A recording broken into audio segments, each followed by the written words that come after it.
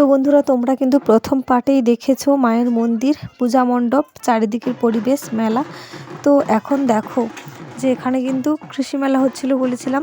তো এখানে প্রতিযোগিতা হচ্ছে যে কাদের বাড়িতে কিরম সবজি আছে। বুঝতে পারছো এটা কিন্তু কেরালার আলু, সঙ্গে দেখো কত কিছু রয়েছে, বাঁধাকপি, ওলকপি, ফুলকপি, আর পুঁই ডাঁটাটা কিন্তু একদম 32 হাত, বুঝলে।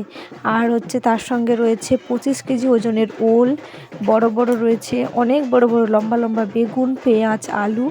তার সঙ্গে দেখো কত বড় বড় কুমড়ো, নারকেলের সাইজটা দেখেছো একবার? দেখো এদিকে ফুলকপি ওলকপিগুলো দেখতে পাচ্ছ কেমন। তো কারা কারা এরম কৃষিমেলা দেখেছো বা কাদের বাড়ির কাছে হচ্ছে কমেন্ট করে জানিও। আর মূলোটা একবার দেখো বন্ধুরা, কাদের বাড়িতে এরম মূলো হয়েছে আমি জানি না, অসাধারণ দেখতে লাগছে। মূলোটার ওজন প্রায় 10-15 কেজির উপরে ছিল। আর এটা হচ্ছে ভীমরোলের বাসা, ভীমরোল পোকা হয় তার বাসা, ওটাকে কেটে নিয়ে এসছে। এদিকে সর্ষে গাছ, ধান শীষ, অনেক কিছুই রয়েছে বন্ধুরা। তো ভিডিওটা তোমাদের কেমন লাগলো কমেন্ট করে জানিও।